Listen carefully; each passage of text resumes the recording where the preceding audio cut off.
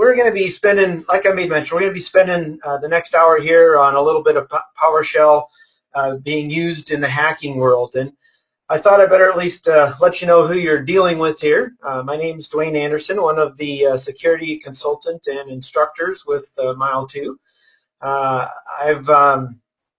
Look, I'm supposed to be an expert, but I always struggle to say that because there's always somebody better than me. You don't have to go that far. I have been in the industry for quite a while, and I do travel the globe. I've actually offered training and or consulting in 35 different countries around the globe, so I have quite a bit of global experience there. And I'm going to share a little bit about some of the experiences as we go through here, some of the things that I do see out there in the world. And I've worked with anything from large governments to banks to small businesses. So I've got a wide range of everything in between. Some are really, really good and fun, and others aren't so much good and fun. It just kind of depends upon. All right, so I do spend a lot of my time in virtualization and cloud. Now, why does that matter? Well, it doesn't matter a whole lot other than the fact that I just wanted you guys to know that a fair bit of my experience is going to be off of virtual machines, good, bad, or otherwise. So we're all good there. Okay. So what are we covering and why does it matter? So first of all, we're going to take a few minutes and talk about what PowerShell is, and I mean just a few minutes. I am not going to bore you to death with a 2-hour discussion on what PowerShell is and what it can do for you. That's not what we're here to do. We're going to get you into the meat of it here fairly quickly. We're also going to talk about why we care. Why is this a big deal today, and what's actually happening out there in the industry from a not so good point and from a good point. I will tell you guys that I am a big believer in utilizing PowerShell in companies, especially when it comes to proper auditing. Talk about an easy way for continuous auditing to take effect. And I'll probably talk about that here towards the end when we talk about or discuss a little bit of prevention here. We're going to make sure that you guys know what you need to do to make it work and how to go about utilizing it. And then we're going to walk through the different parts of pen testing and what we can actually do here and what, so what we can do here and what we can't do here. There's good and bad with this, and we'll walk through some of that. I'll show you how we've utilized it, how others have utilized it, and it does go way beyond. The intent of this webinar is to get you guys started. So we're not going to be going into scripts that are 175,000 lines long, which they could be, but it's not likely. We're going to be going through some of the basics so that you understand what we're doing and why we're doing it, and that'll get you a really, really good start. And we're going to finish up talking about prevention, which is awesome, some of the things that have been added into the latest version of this. All right, so what is PowerShell? I love this statement here. Good friend of mine out of the UK, Tom Howarth, is a big PowerShell guy, Power CLI guy, and he coined the term, as far as I know, get PowerShell, get life. I will state that those that utilize PowerShell are often utilizing it in such a way that they lower the amount of time that it takes for them to actually perform and do work, which is, let's just say that's pretty cool, right? I have seen time and time again organizations that actually implement this and implement it right. You can have time to go golfing. You can have time to go fishing. Well, whatever your hobby is, rather than spending 24/7 at the shop. Although you could also just fill your time with other things as well, right? So let's not go there. So get PowerShell, get life. It is a very common tool today and becoming even more common. And it's simply a task automation and configuration management framework. That's it. It's going to automate tasks and automate configuration. It allows us to do everything from changing settings, adding users, adding machines, changing configurations on systems, in Active Directory, whatever the heck you're dealing with. I utilize Power CLI all the time when configuring VMware virtualization, VMware vSphere.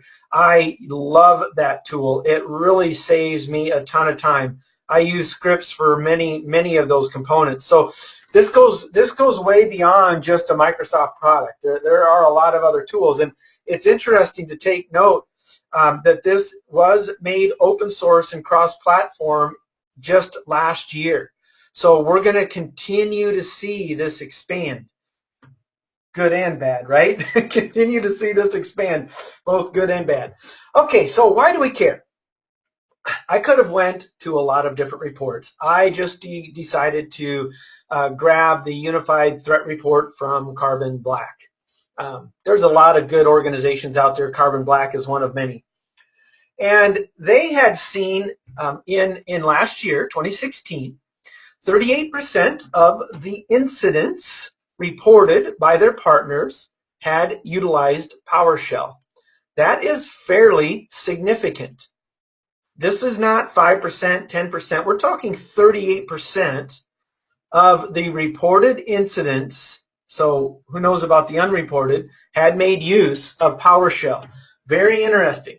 So during those investigations, 68% of the companies responding partners encountered PowerShell. Almost a third reported getting no security alerts before the investigation of incidents related to scripting language. Yes, that's a typo. I like to point out my typos. That's supposed to say language. It's all good. So the cool thing here, right? No security alerts. Well, why is that? Well, we think about PowerShell, right? PowerShell is an authorized API, an authorized service, an authorized process that works with many of these different operating systems.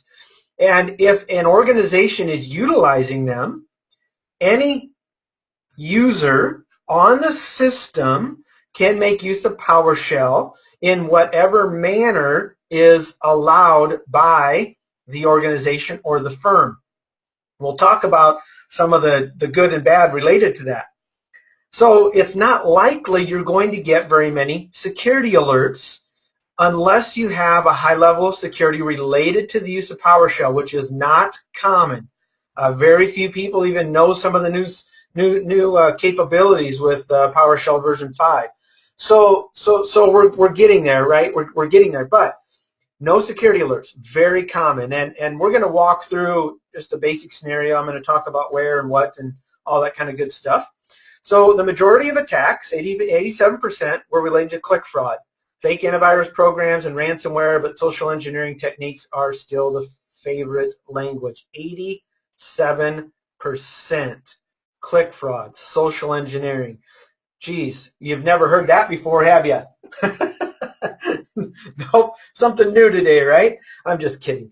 So again, common items related to these attacks. And so once we get on a system, regardless of the user's privileges, if PowerShell is being used in the environment, the user will be able to utilize it. So keep that in mind, okay?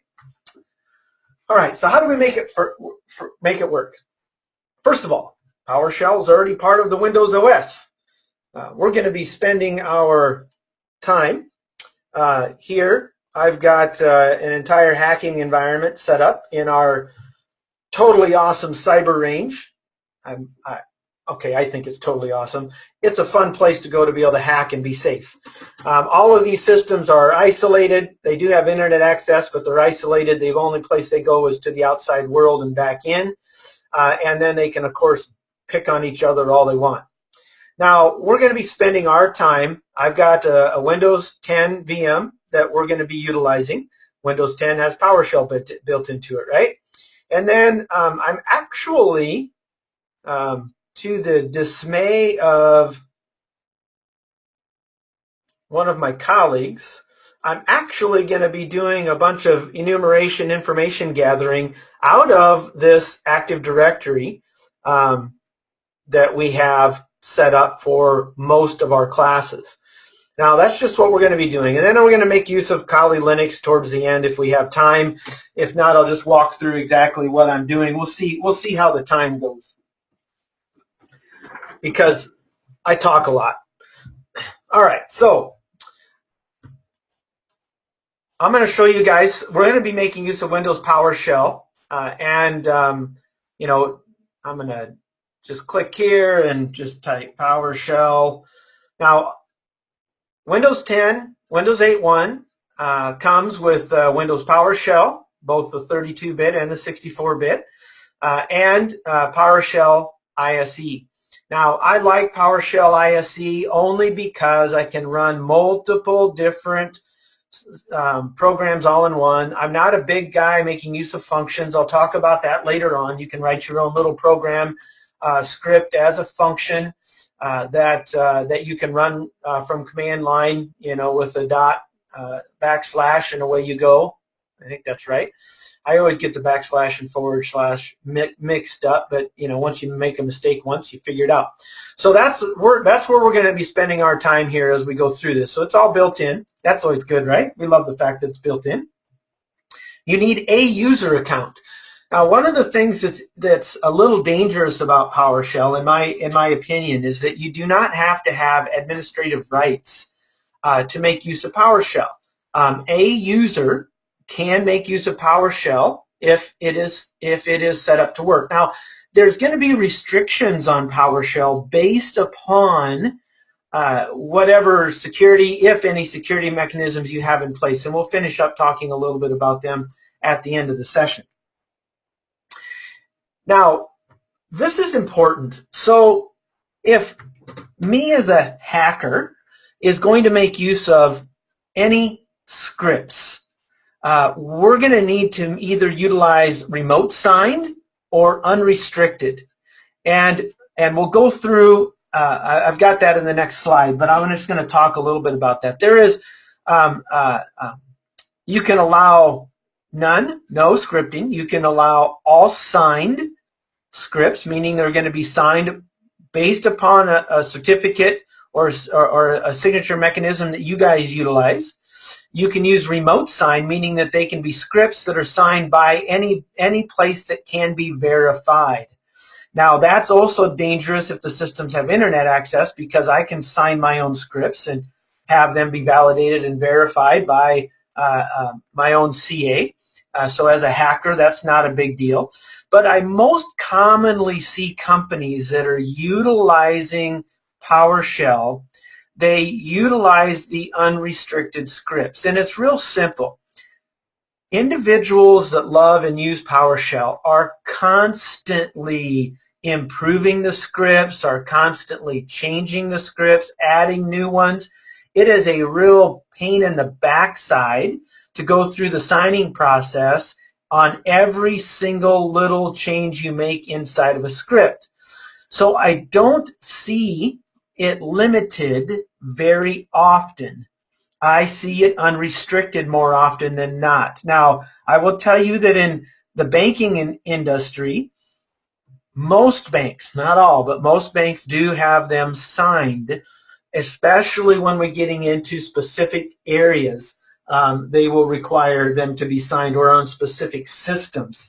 Now, the thing is that some people might say, well, we're not going to allow unsigned scripts to run or unrestricted scripts to run against particular systems. So we're going to reduce that. And that is a benefit. That will help some, but that is not the common. That is not the norm because of the difficulty or the time it takes. It's not that it's really hard. It just takes time to go through that signature process. Now, an administrator does have to set that up. You have to have administrative rights in order to set it up for a remote signed or unrestricted. And that's normally done. We, as a hacker, we wouldn't have to worry about that anyways. That's already done and set up and part of the entire process or system. So it's all good. They would also need to add the remote server administration tools. Now, That is only true if we want to make use of some of the items that I am going to demonstrate today. There are pre-built modules already installed, but many of them take administrative rights to run. What I am demoing for you guys today does not take administrative rights in order to get the information. We're actually going to be querying an Active Directory for a ton of different information to see what we can find within the environment. So you do have to add the remote server administration tools, which is quick and easy to download, and there's a quick link for you to go and grab that. And like I said, we are recording this, so we will make this available for you guys after and sometime later this week after we get everything set. So how do you use it? It's built into Windows, so I think it's fairly easy. You'll first be, so we're talking about us setting up a demo environment. If you're already hacking into some places, that's a different story. Okay, maybe I shouldn't use hacking, right? Because that would be illegal. Everything that we're doing today, you do have to have authorized rights to do so. Some of the first components are fine because it would be, if you're an admin, you're not doing anything illegal in these first components that we're going to walk through. Now, when we start putting a reverse shell on or something of that nature, well, that's a different story. So you log in as an admin, or you fire up PowerShell with administrative rights, and then you just simply type set execution policy unrestricted. Now, I've already done that. Not going to go through that again, but that's all you need to do. And that is fairly easy, simple, and, well, common, all right? Fairly common. Then we download and install the RSAT, and it's a simple download. You double-click on it, installs. Now we're ready to go, and we can move on. Now, normally these items are installed on a bunch of different systems out here. Now, I will also tell you that this scenario assumes one of two things. You have either social engineered your way onto a box already, and we'll walk through some of those components later on, or you have or you are an employee with general user rights on the inside, and you've got a grudge, so you're wanting to do some damage to the company, or maybe you're a salesman and you want access to certain data that you can't get access to before you leave, or maybe you were a victim of a client-side attack utilizing clickjacking of some type, right? So there's a lot of different options out there, but we are going to need, because you're not gonna run PowerShell from home to a system that you don't have access to. That's obviously not going to happen. So we're talking about inside of an organization first. You got to be inside the organization first. And then we need to understand some scripting variables, and we're going to go through some of them here in a moment. So we're going to walk through different parts of the pen testing here. So first of all, can we do information gathering? Well, yeah, but for what we're doing, it's an absolute waste of time. We don't need to mess with it, okay? We're just going to go right down to enumeration. We don't need to do scanning.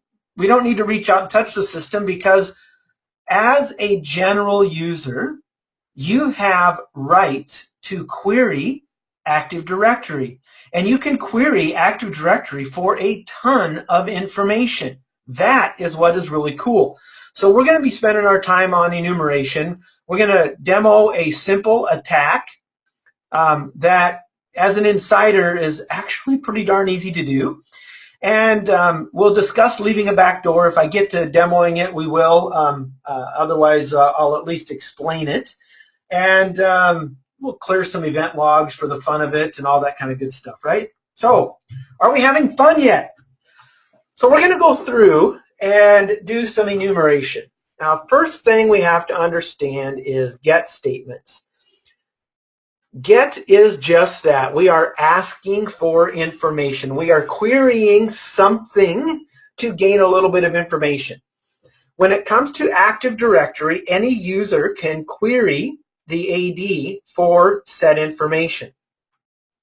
It's not quite the same when we're dealing with other systems that we may or may not have access to remotely. If we don't have rights to be on the box, we won't be able to query said box. And there's a few other things. For example, I cannot get event logs as a general user. I would have to be admin. Okay? So the get statements are very important to us, and we're going to gather a ton of information to be able to demo what a simple attack that we've done inside systems multiple times and had fairly decent success as we're learning more about it. Okay? All right. Next, get the AD user. All right, that makes sense. We're going to gather information about the Active Directory user. We're going to gather information about the computer. We can even talk about get service. Now, get service does require you to be an admin. All right, so we do have to be an admin in order to make that one happen. So before we even start getting the service, we've got to figure out how we can become an admin. All right, so what I want to do here is roll you guys through a few different options as we are and explain what's going on so you can kind of see what we can and cannot do here. All right, so I'm in my Windows 10 and I want to point out two things. I have two different Windows PowerShell ISC items open. This one, as you can see, in the upper left here, is being ran as an administrator. All right? So we're not going to utilize this one to start with. Okay, I am going to utilize a general user, and you know it's a general user because it does not say administrator in front of it. Okay? Now, a general user, as I made mention, you can see down at the bottom, I'm logged in as student 100. Woohoo! So I'm the 100th most important person in the company today, which is sad because there's only 10 of us. Come on, that was funny. I'm just messing around. It wasn't that funny. All right, so what we're going to do here is I got some different scenarios that I've laid out, and yes, I did just make it easy on myself by making it so I can copy and paste here. And I could just run the whole thing. This is a scripting tool, so I could just run all of these. I could comment some of them out and do what I needed to. We're going to start with getting user details, and that's what my plan is to kind of dig through this. So the first thing I want you to understand is we're running as a student 100, and I'm going to simply utilize the get AD user command. And the dash filter, I could filter by a lot of things, and I'll demo some of that. But we're going to get all of the details for every, well, not all the details, that's not true. We're going to actually get all users, and it'll return just a few details back here. So I'm going to press enter here, and I'm going to let it finish. And then we'll go take a look at what I've done here. So this bottom one, let's just look at this. So we can see the distinguished name for an account that's not mine, right? We can see that this is enabled. That's cool. The given name, service account, well, SRVACCT, right? Short for service account. Name, the object class, it is a user, okay? User. Now, scroll up here. I probably should just, I think I'll wait and do the another command another way because it'll take me too long to find what I want. We got our object, we got our SAM account name, our SID, and don't have a surname there, and user principal name. All right, cool. That's pretty normal stuff. I think you could have guessed most of that just being part of the organization, right? That sounds pretty normal. Well, let's take a look at more of the properties. Okay. All right, so we're going to look at all of the properties here for student 25, and then we're going to see if we can take a look at the same for the administrator account, okay? there is some good information in this, and there are a ton of properties here. This is not just a one-stop shop and a small, quick item here. All right, so here's student 25. So we have, if there's an expiration date on the account, when the account expires, you have to go look up those numbers because I can't tell you exactly what it means. I got to go look it up with Microsoft. It's all good. The account lockout time, there isn't one right now. Account not delegated. Okay, that's cool. Allow reversible password encryption. Now, this is an interesting one. And you'll see that we have one account that allows for reversible password encryption, but the user didn't set it up correctly, or the administrator. We'll discuss what's going on. This one's an interesting one because this actually lowers your level of encryption. This makes it easier for us to brute force, makes it easier for us to crack the encryption utilized because it is reversible.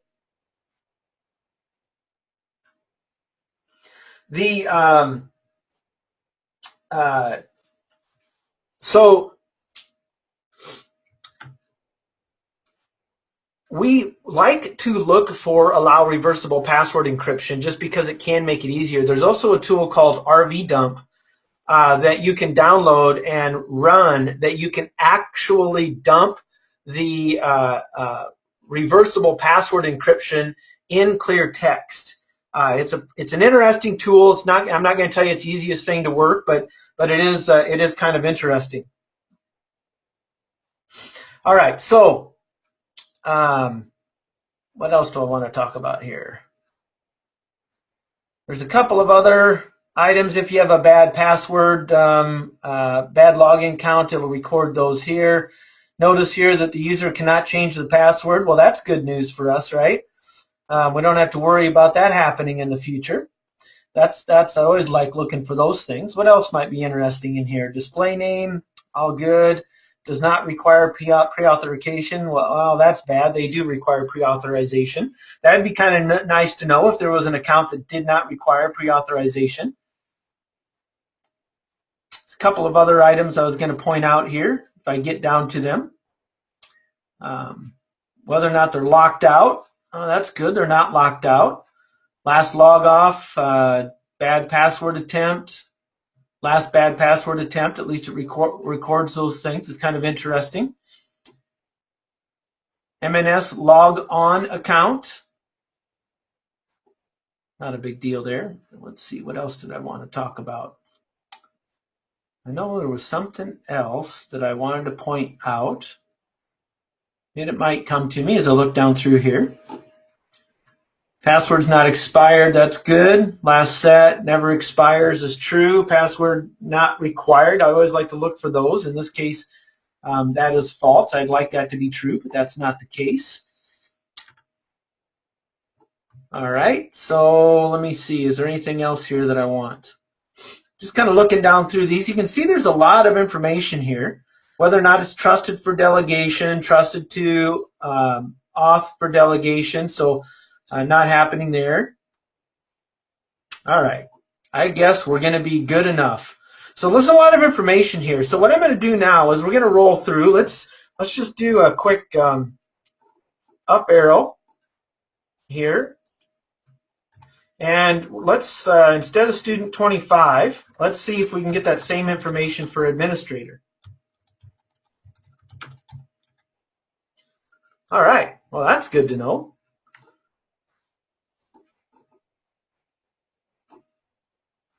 User certificate, well, that might be useful. Yeah, you want to be able to do some certificate injection, fake yourself as the user. That might be very useful for us. Let me see here. So you can see it's all the same details as to what we had seen before, which is good, right? I know what I wanted to look for. Just looking to see if it's trusted for delegation. It is not. Now, we can also just do a simple one. Instead of getting all the properties, we can just get the basic items for the administrator here. So we can see that it's enabled. It's still a user, yeah? SAM account name. So what we're getting at here is that even though I'm a normal user, I just gathered quite a bit of information related to, related to those components. Now,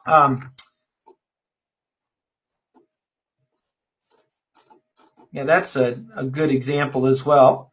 One of the individuals made mention, which is good, that with the member of, we can see how much power that user actually has, what different groups they're in. That's a good one to be looking at as well. I completely forgot about that, so I appreciate that. It's good stuff here, right? A lot of good information that we can gather from this. So let's go down through here and just talk about what's happening on these next items. So to get AD user, we can use this filter command, and we can filter for any of the properties that were listed in that long list to make our job easier. So we're going to take a look at and see if there's any users that have the password not required equal to true.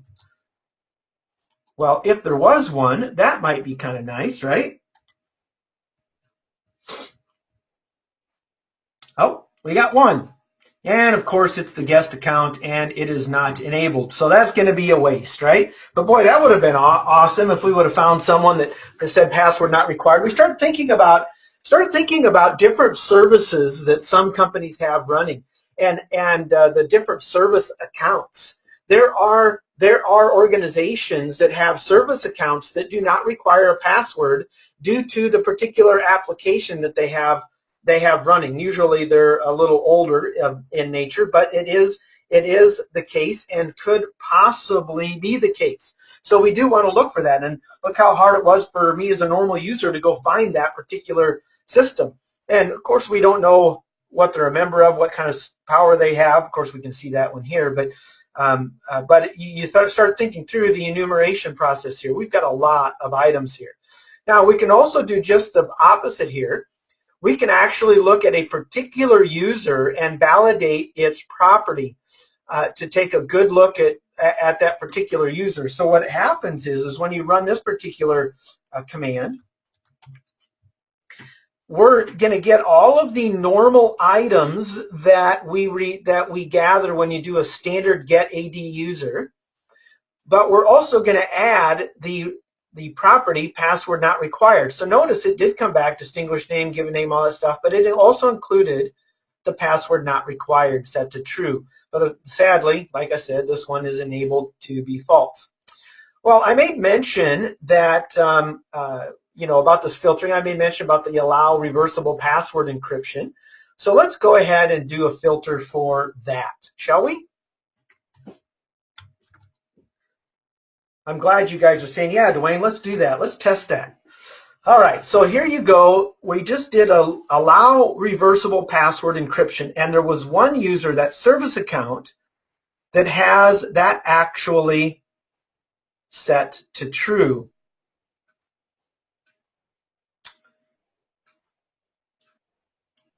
Now, that's interesting.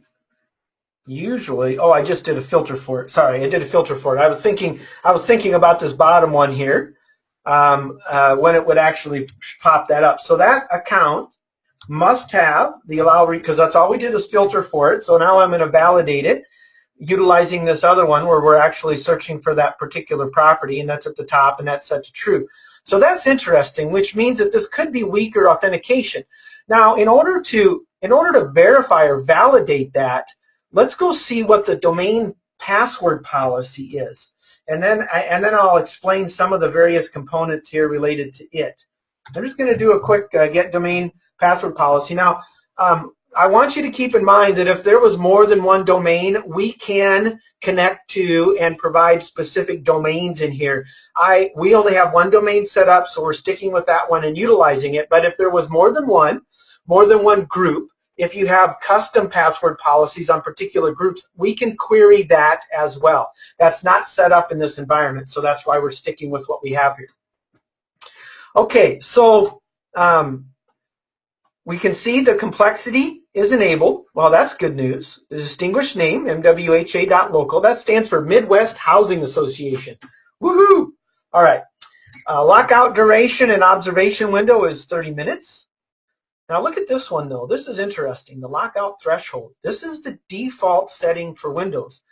So when it's set to 0, that means that we can have as many bad logins as we want. We are never going to be logged out. You set it to 1, you have 1 bad login, you will be out for 30 minutes. You set it to 3, you'll have up to 3 bad logins, then you'll be locked out for 30 minutes. But at 0, that means it is off. That means that there is no lockout threshold, which is really cool. Our maximum password age by default is 42 days, but we already saw that some of those accounts we're never required to change. Minimum password minimum password age is 7. The minimum password length is 7, but the age is 1 day. Object class, domain DNS, yay. We can password history count. They keep 24, but since we never changed it, it doesn't matter. But the bottom one, notice here, reversible encryption enabled. It is set to false. Now, in order for that user to actually work and function, he needs to fall under a password policy that would also be set to true. So usually when companies are making use of that, they will have a separate OU just for those users, and they'll have a custom domain password policy for that OU, for that organizational unit. And then that would be set to true, and then when you set the user to true, then it is saved. And I'm sharing that information because when you go to gather some passwords, when we go to enumerate some of these items, we could actually get that in clear text if it was set to allow reversible encryption, but that's not the case. So now, here is the key behind this, okay? Here is the key behind this. The reason that I think this is so dangerous is when we know the lockout threshold. This is important. Okay, lockout threshold and lockout time. I want you to stop for a minute and we're going to walk through. I'm going to go to get some OS details, and we're going to walk through doing some dictionary attacks. But I want you to keep in mind, even if you had this set to 3, I am going to try 2 passwords, and I'm going to put a wait in my script, and I'm going to wait for 30 minutes. I'm going to try 2 more passwords. I'm going to wait for 30 minutes. I'm going to try 2 more. You see what I'm getting at? Regardless of what this is set at, we can run a script for a long time and try to guess the password. We know the password minimum password length, and if we have any idea about the organization and its people, the bigger the company, the more likely you're going to find some passwords. Right? Just use the top 100 passwords. You will find somebody utilizing them. I can almost guarantee it. We do every time. So it's just kind of an interesting thought process behind what is happening out there and what can be done. So we're just going to walk through some of that. All right. So we've talked about getting the user details. Let's go take a look at the operating system. Now, in the operating system, they have get AD computer. And yes, we are communicating with the AD because some of the items that we would want to do specifically to a system does require administrative rights. So we're not going to go there.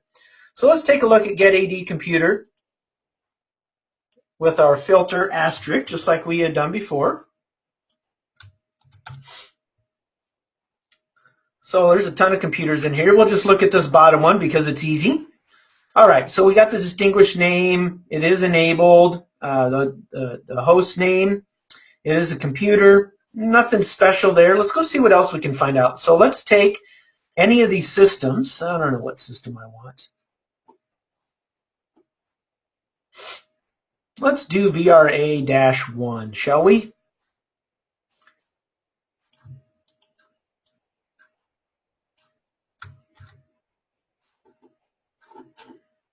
And as long as I type right, we'll be good, right? Let's come over here and let's VRA-1. Remember, this is Windows, so it is not case sensitive. If we were working in Linux, it would be. So let's see what we find. So here's VRA-1, and this is all the information that is actually in the Active Directory. All right, so I'll scroll down here. There's a couple of things talking about enumeration yeah. All right, so cannot change password. Oh, that's good. We can change our password, our common name. Here's our, I can never say it. Anyways, that name, I don't know why I struggle to say that. Sometimes I can get it spit out and other times I can't. It's all good. Our distinguished name, it's all good. Well, look at this. We got an IP address. Hey, that's cool. So here's our IPv4 address. If we were making use of IPv6, that would be listed there as well. Obviously, we're not. Last login. Cool. Lockout, login. Object category. So here is our operating system. So this is a SLES operating system. This happens to be VRA-1. This happens to actually be a vCloud or a vRealize implementation. They're running on a SLES OS. The service pack is unknown. The operating system version is 11, so that's good to know. Primary group ID. Lots of good information here, don't you agree? We've got quite a bit of information. Now, let's just talk about hacking systems here and what we're going to want to look for. So this next item, I'm going to go ahead and first paste it in here, and then we'll talk through this. So we're going to gather every VM. We're going to gather every property.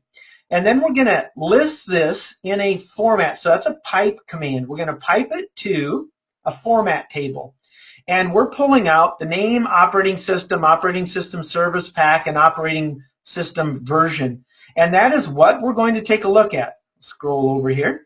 And we're going to tell it to wrap and auto space so that we actually get to see everything. Because if you don't put the -auto in there, it'll cut it off at, I don't remember how many bytes it is, it'll cut it off and you won't be able to read everything. So we want to be able to read everything. So let's see what we can gather here. How hard is our information gathering today? Woohoo! All right, so there you go. We'll scroll up so you can see what it looks like from the top. Did I wake you guys up? Well, hopefully. Well, you better not be sleeping on me. All right, so, and as you can see, this is fun and time-consuming. We got a whole lot of systems here. So we've got our name, we've got our operating system. If the operating system service pack is listed, so this tells me that somebody, I'll blame myself on this one, has not updated our Active Directory since the original install. That's probably not a good thing. We don't have any service packs there. Operating system version 6.3 9600. Now that is really good information. Wouldn't you agree? Now if I'm working as an insider, gathering this information is fairly easy to give to someone that's more skilled. Or they'll, okay, now that I know what you guys have in there, here's what you need to do to crack into it to gather that information, right? So you can roll down through here and see a ton of good information. MWHA, MPT. Oh, that was a interesting one. So we got a couple of multi-point server 2012 premium. That's kind of cool. Windows 7 Enterprise.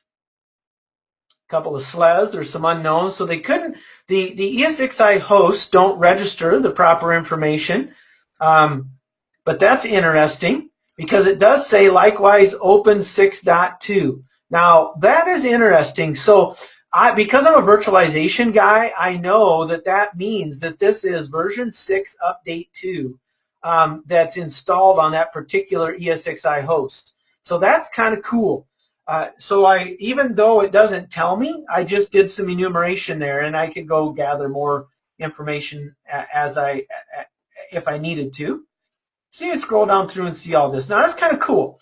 Now let's just say that you and I are going to say, well, we want to actually go right in and look at the 2012 servers. So what we're going to do now is we're going to simply do our filter for operating system equals to Windows Server 2012 R2 Data Center, and we're looking for properties, all of those properties that we had listed before, but we're only looking for that particular operating system. So there we go. Here's all those systems that have that unique operating system. Well, you know what? That's not quite enough because I need IP addresses.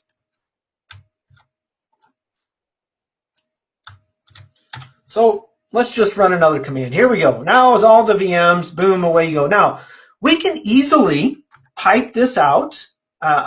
You can easily pipe this out to a file, right? So we could pipe this out to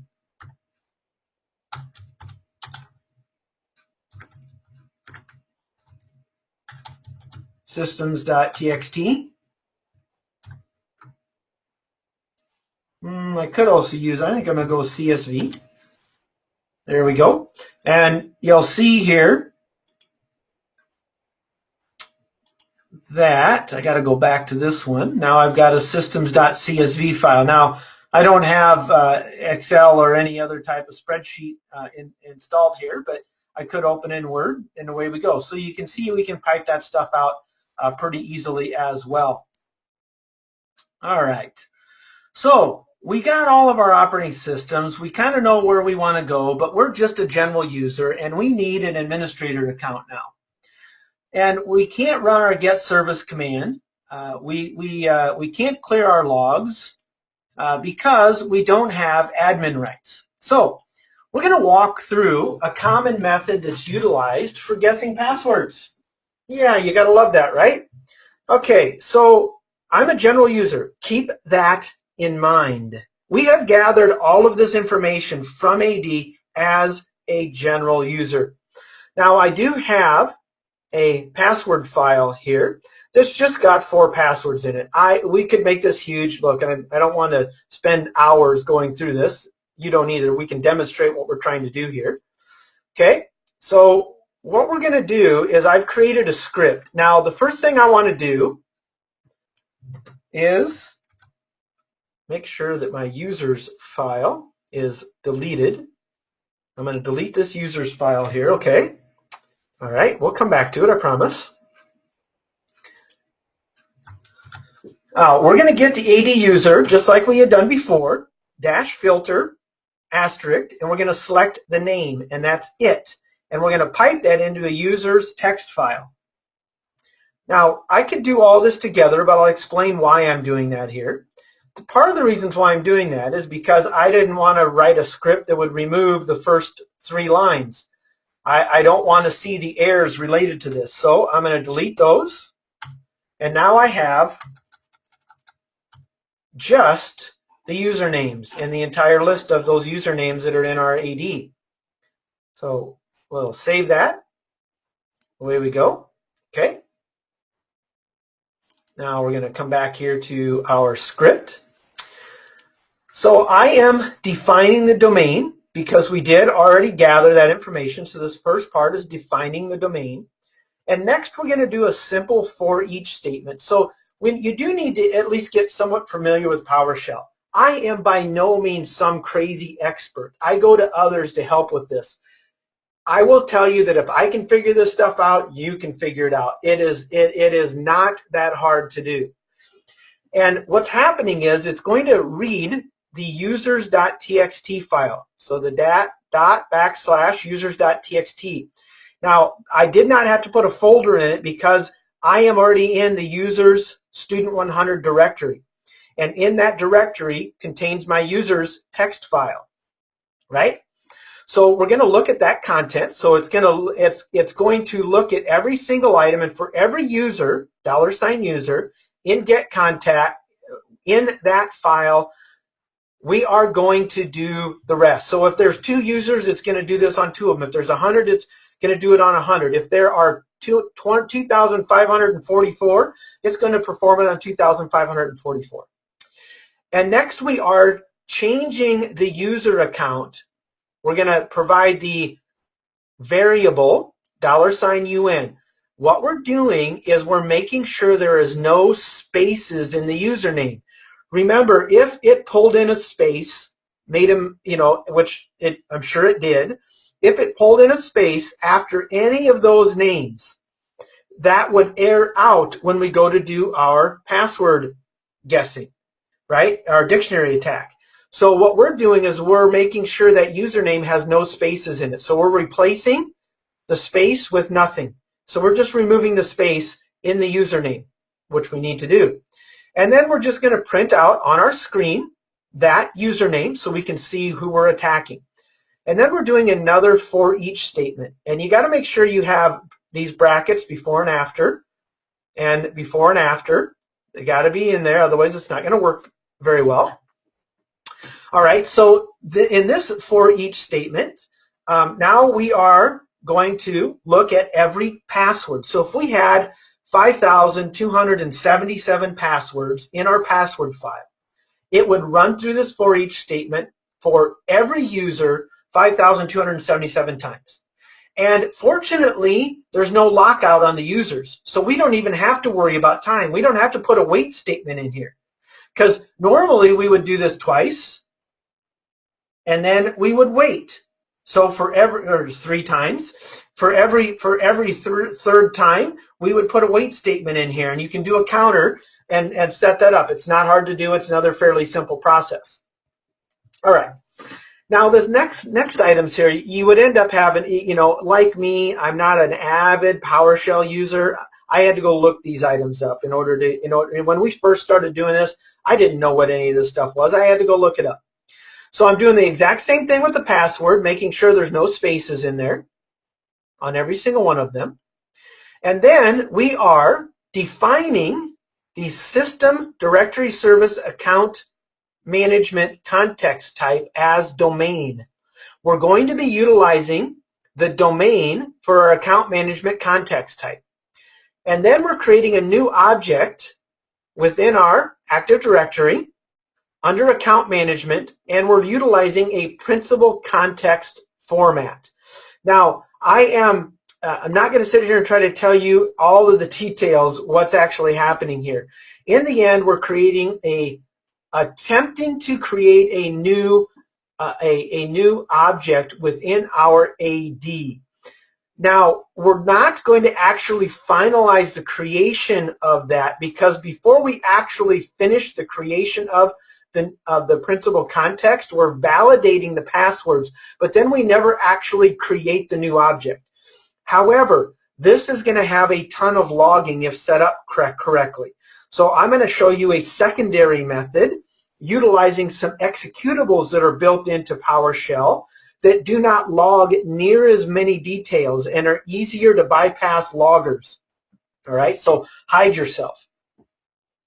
And so now we're going to utilize, so we're creating a new object, based upon $CT, so it's domain context type account management. And we're defining the domain, which is the MWHA. We have to have that as well.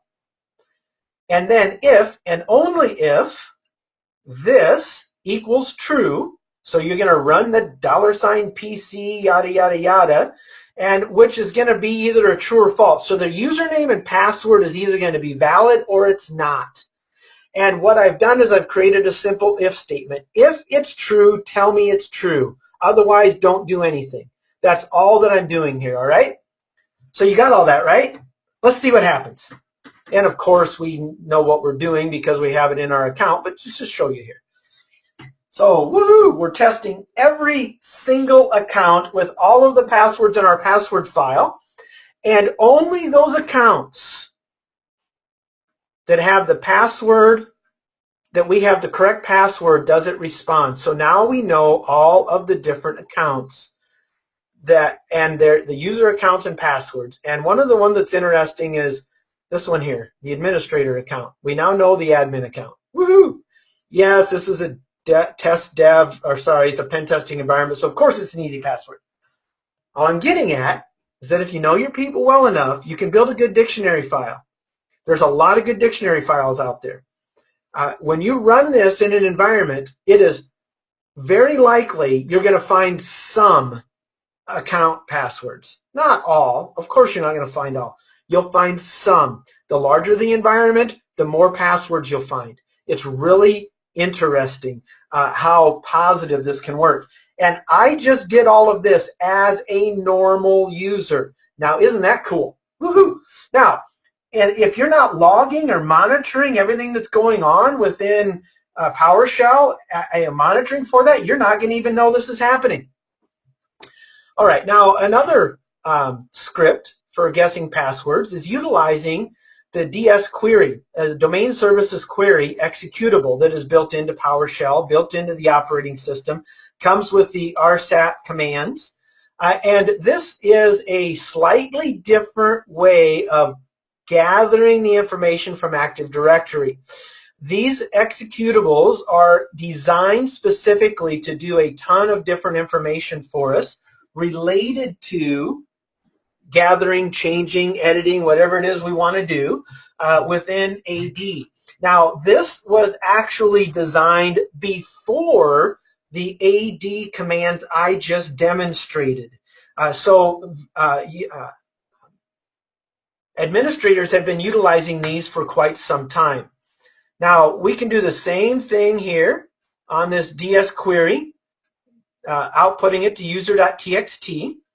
Now, I'm going to go and delete my user.txt file now. Well, that's users. What did I name this one? No, still the same thing. So just going to delete that so I don't have any issues. All right, and then again, another for each statement, and we're getting that content. So the exact same thing we did before, except now we're actually going to be utilizing the ds-get command. The ds-get command is slightly different. So when, let's just do a, let's do a quick ds-get, and we'll just use user, administrator. Okay. Because, now why did that just fail? I was just going to try to do a simple, oh, wait a minute.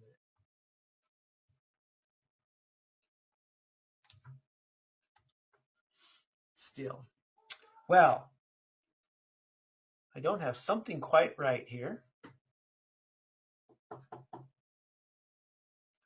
Don't you hate when that happens? Oh, I know. Need to tell it what I'm actually, did I type administrator right? Still don't have something right. Well, maybe I'll just run the command and make it show you. I went through all of this before and now my mind went blank on me. So typical components. Got the script run, did all of this ahead of time, one item at a time, and of course I'm going to have issues. The DS query is querying for the users on the local domain. And then we're going to utilize the ds-get command for a specific user, gathering the SAM ID. I know what I'm doing. So DS query,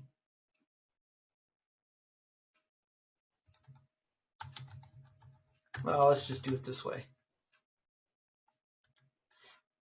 So here is the, with the DS query, the command, that you're going to get all of these lengthy FQDNs. So this is what I've done wrong. I forgot about that.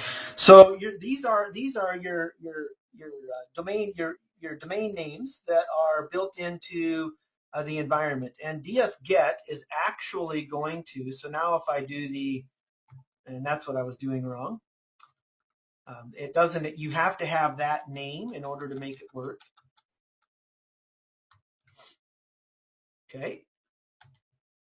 So now with the ds-get command, we're going to be able to see the SAM ID, and this has 3 entries. Now, the reason I wanted to show you this, and I forgot to run the DS query first, I apologize. So the reason I wanted to show you this is so I could explain what was happening here. Now that we have the SAM ID actually produces 3 different results. And this is SAM ID is the first one, and that is 0. The actual name is 1, and the DS-get succeeded is 2. So when we look at assigning a particular variable, we want only the username, student49. So we do not want 0 or 3, we just want number 1. And just like we did before, we're going to replace the spaces with a null. We're going to write out that SAM ID so that we can see what it is, and then for every password in the get content, so just like before, going through that same process, but now we're utilizing DS-get, which is not logged in PowerShell in the same manner.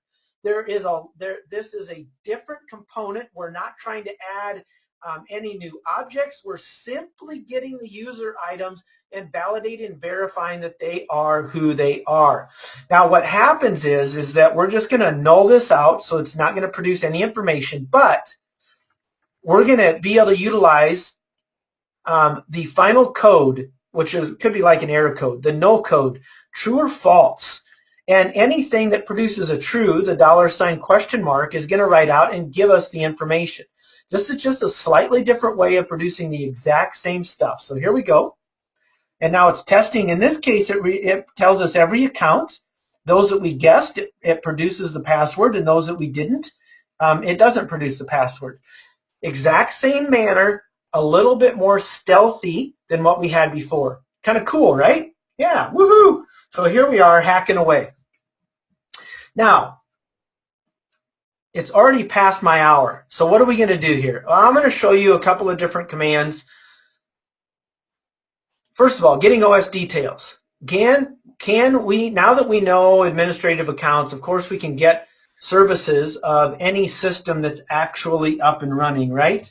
So let's just see if we can run that quickly as the administrator. Well, let me see here. I think, there we go. We'll try it on a different computer name. And of course,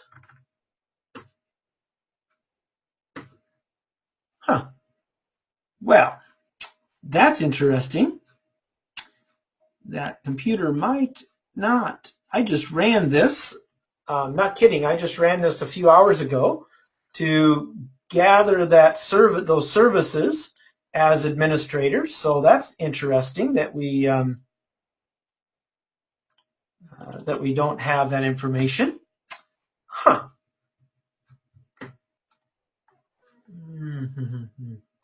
Well, let's go ahead and isn't that interesting? So maybe I need to open this again as a try to get the event log for that system. See, it's not allowing us to run it all of a sudden. So I am going to actually close this off, and we're going to open a new one as administrator. Something has changed there. Maybe my session timed out.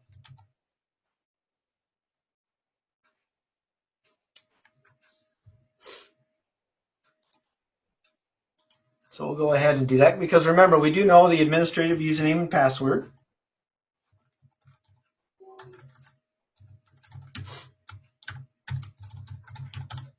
Hopefully it was just a timeout session.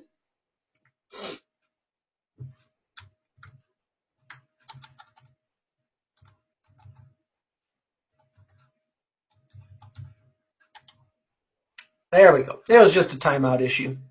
All right, so here we can see all of the services that are running on this particular system.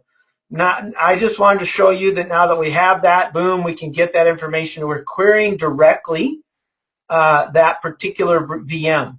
And we can also, I'll come back over to my normal session here and go to the event logs. Let's go ahead and see about getting event logs. And this is on an RDP session, a multi-point server. We're just going to gather that information quickly.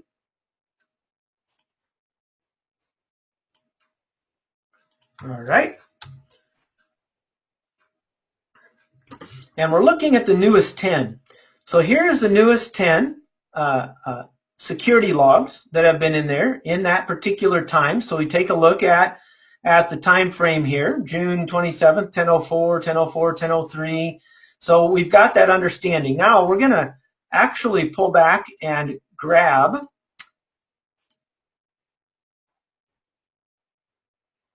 we're going to clear now these event logs and see what happens, shall we?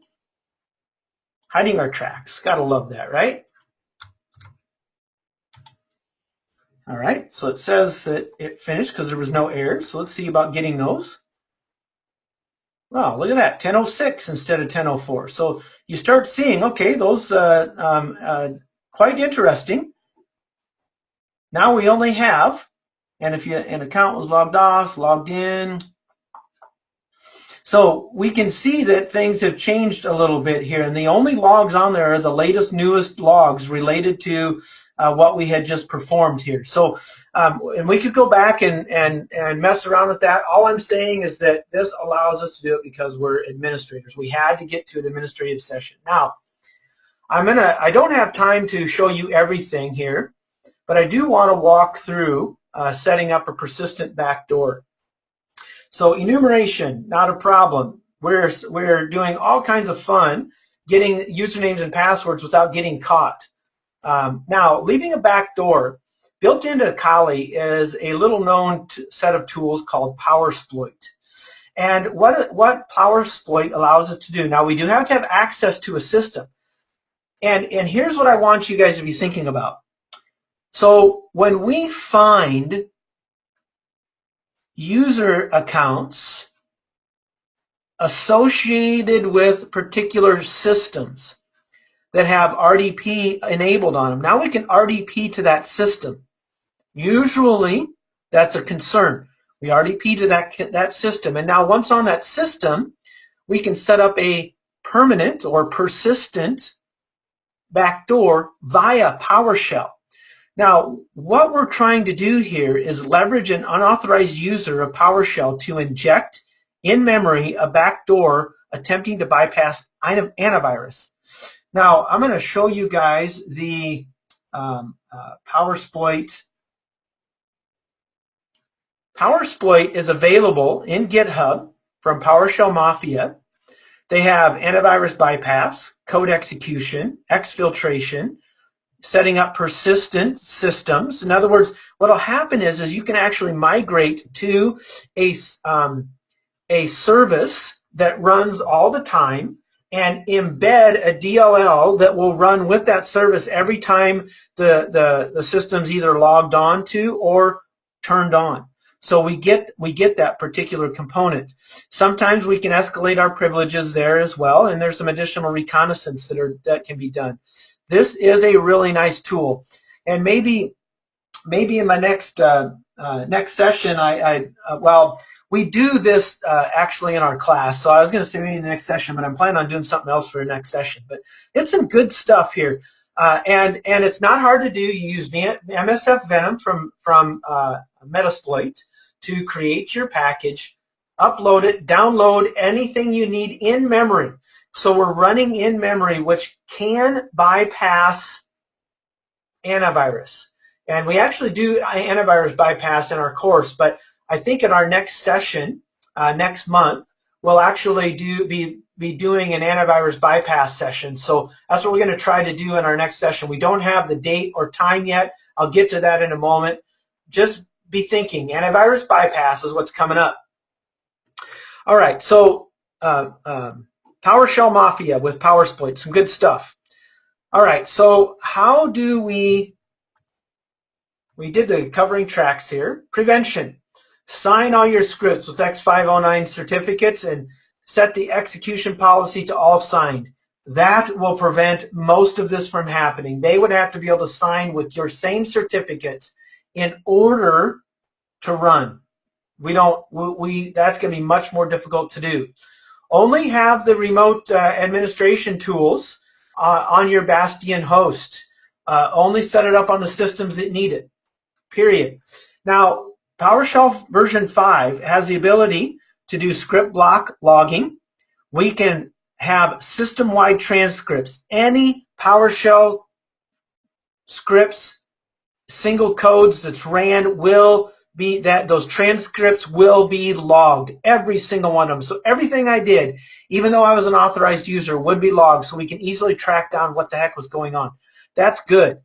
Now, they've also got something new where we can actually make use of AppLocker to constrain the PowerShell usage.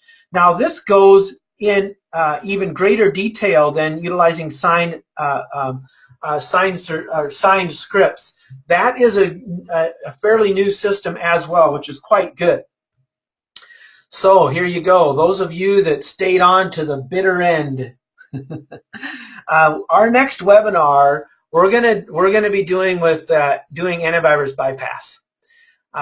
Be on the lookout because we do not have a date yet for that, but be on the lookout. So antivirus bypass, probably utilizing Metasploit, and maybe I might even throw in here PowerSploit for that as well. Now, for those of you in the next webinar that stay to the end, will be in the running for a free seat to any of our online classes.